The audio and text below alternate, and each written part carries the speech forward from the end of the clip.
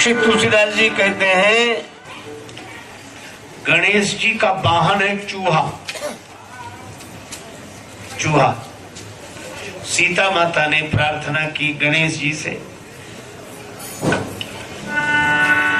गणनायक वर दायक देवा, गणनायक वर दायक देवा, आजू लगे कीने तुव सेवा, आजू लगे कीने तुव सेवा, बार बार विनती सुन मोरी, करहु चाप गुरुता अति थोरी, करहु चाप गुरुता, चाप गुरुता, चाप गुरुता।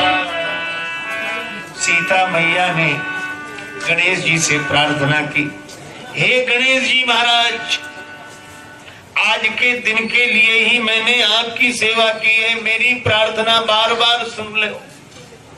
गणेश जी बोले मैं क्या करूं? सीता मैया बोली इस धनुष का वजन कम कर दो, करो चाप गुरुता अति थोड़ी। गणेश जी मुस्कुराए। श्री गणेश जी ने कहा इस काम के लिए हम ही मिले हैं आपको, ये धनुष का वजन कम कर सकें हम, आपको भरोसा है? सीता मैया बोली पूरा भरोसा है। गणेश जी बोले हमारा वजन खुद कम नहीं है तो दूसरे का वजन हम कैसे कम कर दें? गणेश जी बोले हमारा वजन कौन सा कम है, स्थूल काय है श्री गणेश जी, तुंदिल है श्री गणेश जी। सीता मैया बोली लेकिन वजन कम करने की कला में आप कुशल हैं। गणेश जी बोले कैसे? बोले जितने स्थूल काय तुंदिल दिखाई दे रहे हैं, अगर उसी हिसाब से आपका वजन होता तो बेचारे चूहे की क्या हालत होती जो आपका वाहन है। और देखो संस्कृति का संदेश समझना चाहिए, कितना सार्थक संदेश है कि गणेश जी को हम लोग प्रथम पूज्य मानते हैं। श्री गणेश जी हमारे यहाँ प्रथम पूज्य हैं। गणेश जी यहाँ हमारे यहाँ सबसे बड़े हैं। दंडो दंडो। गणेश जी हमारे यहाँ सबसे बड़े हैं। अब बड़े ध्यान से सुना, और गणेश जी सबसे बड़े हैं और गणेश जी का वाहन सबसे छोटा है। तो ये संदेश क्या है? संदेश यह है कि हमारी संस्कृति ने उसे प्रथम पूज्य माना, हमारी संस्कृति ने उसे बड़ा माना कि छोटे से छोटा आदमी भी जिसका वजन उठा ले वही बड़ा है, छोटे से छोटा साधन भी जिसका वजन उठा ले वही बड़ा है। और ऐसे बड़े होना किस काम का कि बड़े बड़े वजन न उठा पाए, वो बहुत बड़े हैं भाई, वो बहुत बड़े हैं, उनको तो बहुत बड़े हैं, बहुत बड़े हैं। अरे ऐसे किस काम के बड़े के लोग आह करते रह जाएं कि बहुत बड़े हैं, और सचमुच जो ऐसे बड़े बनते हैं उनके सामने लोग वाह करते हैं और पीछे आह करते हैं। हमारी संस्कृति ने उसे बड़ा माना कि छोटे से छोटा जिसका वजन उठा ले वही बड़ा है, क्योंकि गणेश जी बड़े हैं और बड़े के साथ बड़प्पन है। अच्छा एक बात है, चूहा वाहन है। अच्छा चूहे का काम क्या है? चूहे का काम है काटना, कुछ ना कुछ करते रहता है, काटते रहता है, उतरता रहता है। तो ये चूहा क्या है? ये चूहा है तर्क। चूहे का काम भी काटना है और तर्क का काम भी काटना है। लेकिन एक बात है, चूहा जब काटता है तो बने बनाए को बिगाड़ देता है। किसी का कुर्ता काट देगा, किसी का बनियान काट देगा, चद्दर काट देगा। कहते चूहे ने कुतर दिया। बना तो पाता नहीं है, ये बने बनाए को काटता है। तो ये जितने कुतर्क करने वाले तार्किक हैं, ये किसी का जीवन बना तो नहीं पाते हैं, बने बनाए को बिगाड़ देते हैं तर्क दे देकर, वो उस बेचारे को कहीं का नहीं रहने देते। एक बार एक आदमी शंकर जी के मंदिर में जा रहा पूजा करने, ओम नमः शिवाय ओम नमः शिवाय दिया लेकर जा रहा शंकर जी की पूजा करेंगे। रास्ते में एक तार्किक मिल गया। कहाँ जा रहे? बोले शंकर जी की पूजा करने, गणेश जी की पूजा करने मंदिर में। तार्किक बोला क्या फायदा है इससे, और क्यों जाते हो? वहां क्या सचमुच बैठे हैं गणेश जी शंकर जी? ये मूर्ति तो तुमने बनाई है। वो आदमी बोला कि ये बहस छोड़ो, हमें पूजा करने तो, हमें मजा आता है, अच्छा लगता है, पूजा करते हैं। अरे बोले मजा आने से क्या मतलब, सत्य को पहचानो। उस आदमी सोचा कहां से कहां ये आदमी मिल गया। और जब वो बोला जब तुम बताओ क्या करें, बोले सत्य का चिंतन करो। ये तुम्हारा जो दिया जल रहा है इसमें जो जलती हुई लौ दिखाई दे रही है, यह बताओ इस दिए में ज्योति कहां से आई, इसका विचार करो कि ज्योति कहां से आई और ज्योति का स्वरूप क्या है, उस निराकार का स्वरूप क्या है, इस ज्योति का स्वरूप और कहां से आई। उस आदमी ने सोचा कि इससे तो बहस करना है मुश्किल, तार्किक आदमी। हम कहेंगे कि ज्योति माचिस की तीली से आई, तो पूछेगा माचिस की तीली में कहां से आई। अच्छा बोलो कोई भी जगह बता दो, इतना ही तो कहना कि वहां कहां से आई। तो उसने कहा इस बहस का तो अंत है नहीं। वो आदमी भी बड़ा चतुर था, उसने फूंक मार कर दिया ही बुझा दिया। तो वो तार्किक बोला कि तुमने दिया क्यों बुझा दिया? उसने कहा कि तुम क्या पूछ रहे थे? हम पूछ रहे थे कि ज्योति कहां से आई, और दिया जिसने बुझा दिया था फूंक मार के, वह तार्किक से ही बोला कि अब तुम ही बता दो इस दिए की ज्योति कहां चली गई, कहां गई। बोले क्या मतलब, बताया नहीं जा सकता कहां गई? बोले तो काहे को परेशान होते हैं, जहां गई है वहीं से आई थी, जहां गई है वहीं से आई थी। जब गई तुम नहीं बता सकते तो आई हम नहीं बता सकते, काहे को परेशान होते हैं। इसीलिए महाभारत में बड़ा सुंदर संकेत है, तर्को प्रतिष्ठा श्रुतियो विभिन्न न एको ऋषिर यस्य मतः प्रमाणम धर्मस्य तत्वम निहितम गुहायाम महाजनो येन गतः स पंथा। तर्क की कोई प्रतिष्ठा नहीं है, किसी भी पक्ष में लग सकता है, और तार्किकों के हाथ में कुछ लगता भी नहीं है। एक बार एक आदमी बहुत तर्क विद्या पढ़कर आया और घर आया, मां से बोला मैंने ऐसी विद्या पढ़ी है कि असंभव को संभव सिद्ध कर। मां बोली ऐसी कौन सी विद्या है जो असंभव को संभव सिद्ध कर दे? बेटा बोला नमूना दिखाऊं? मां बोली पहले जलपान कर ले, 2 लड्डू प्लेट में रखे खा ले। बेटा बोला लड्डू बाद में खाऊंगा। पहली बात तो यह है चमत्कार देख। क्या? मां बोली क्या चमत्कार दिखाएगा? बेटा बोला लड्डू कितने हैं? मां बोली 2, बेटा बोला 3। बोले जो 3 है ही नहीं तो सिद्ध कैसे करेगा? बोले यही तो विद्या है। तो पिता भी पास आके बैठ गया कि ऐसी पढ़ाई तो हमने भी नहीं पढ़ी जो 2 को 3 बता दे। पिता ने भी पूछा कि लड्डू 3 कैसे हैं? 2 हैं। मां बोली 2 हैं, बेटा कहे कि 3 है। मां बोली कैसे माने? बेटा बोला गिनो। अब आप जरा हिसाब लगाना तर्क का। अब लड्डू तो 2 ही रखे थे, मां बोली 1, बेटा बोला ठीक। अब दूसरे लड्डू पर उंगली रखी मां ने, मां बोली 2, बेटा बोला 2 और 1 3। जहां 2 और 1 इकट्ठे हो 3 तो होंगे। अब बोलो क्या जवाब है इसका? इधर से पढ़े तो 1 तो 2, अब दूसरे लड्डू को तो 2 बोलना ही पड़ेगा। अब वो कहे गणित का सिद्धांत है 2 और 1 जहां इकट्ठे हो जाओ 3। अब मां कैसे खंडन कर दे?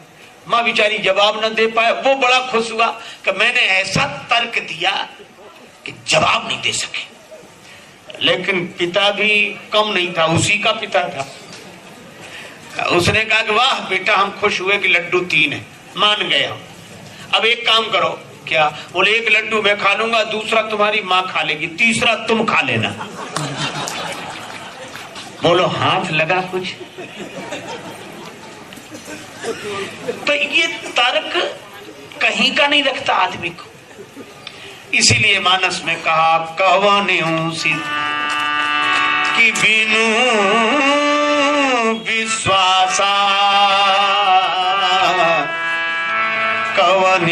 कोई सिद्धि बिना विश्वास के नहीं मिलती।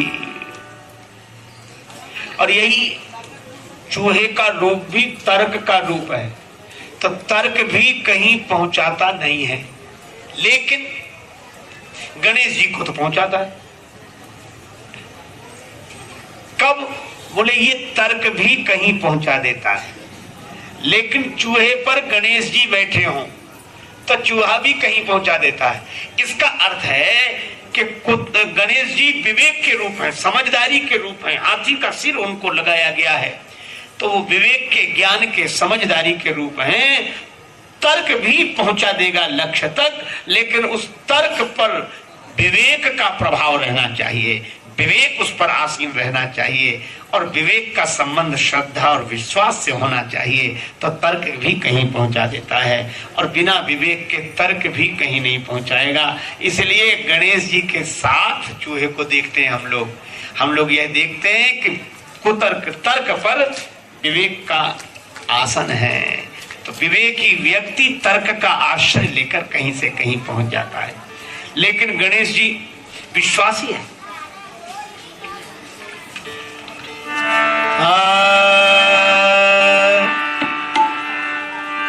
हरे राम राम राम सीता राम राम राम,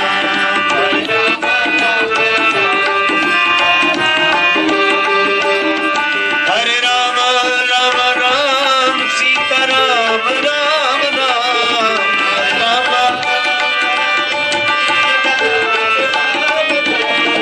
हरे राम राम राम सीता राम राम राम, हरे राम राम।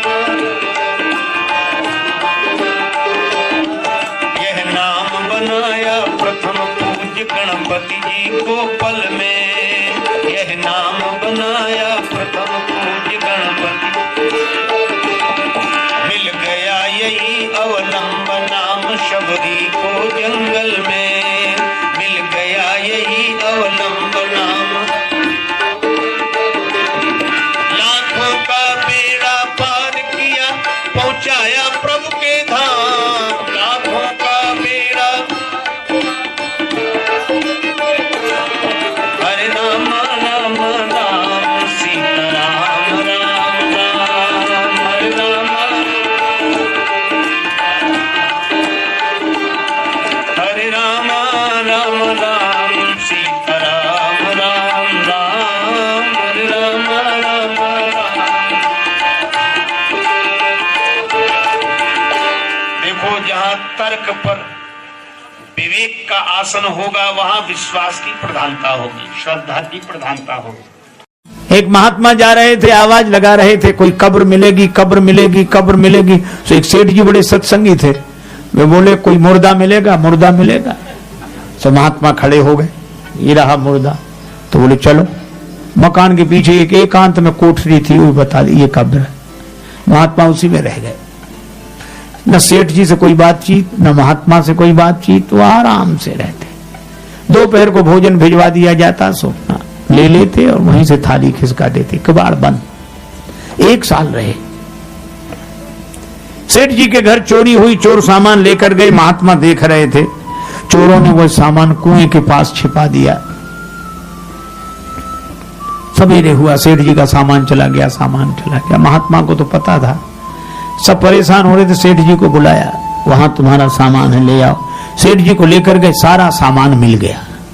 जब सामान मिला, सेठ जी बहुत उदास। महात्मा बोले सेठ उदास क्यों, तुम्हारा सामान मिल गया? बोला महाराज, सामान मिलने की खुशी नहीं, जितना इस बात का दुख है। किस बात का मुर्दा जिंदा हो गया। मुर्दा जिंदा हो गया। महात्मा की आंखों में आंसू आ गए। बोले ठीक कहते हो, ये मुर्दा भी ज्यादा दिन कहीं रह जाए तो जिंदा हो जाता है। एक आदमी कह रहा था कि हमारे भाई इतना बढ़िया बढ़िया गोताखोर हैं, आध घंटे तक पता ही नहीं लगता कहां है। दूसरा बोला कि हमारे भाई तो आध घंटे से भी ज्यादा तक बने रहते हैं पानी में, इतना अभ्यास है। तो उनकी बातें सुनकर एक आध घंटा कह रहा, एक घंटा कह रहा। तो तीसरा आदमी बोला कि हमारे भाई सबसे ज्यादा। कैसे?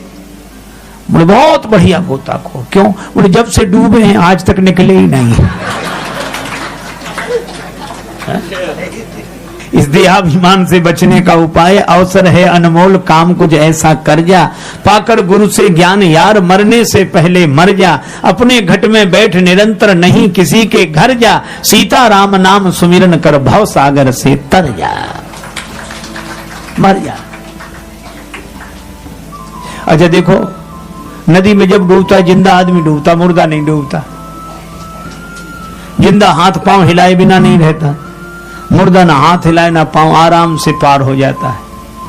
मस्त राम मुर्दों से बोले हमको कुछ बतलाओगे? मुर्दों में से एक मुर्दा बोला मर जाओ सुख पाओगे।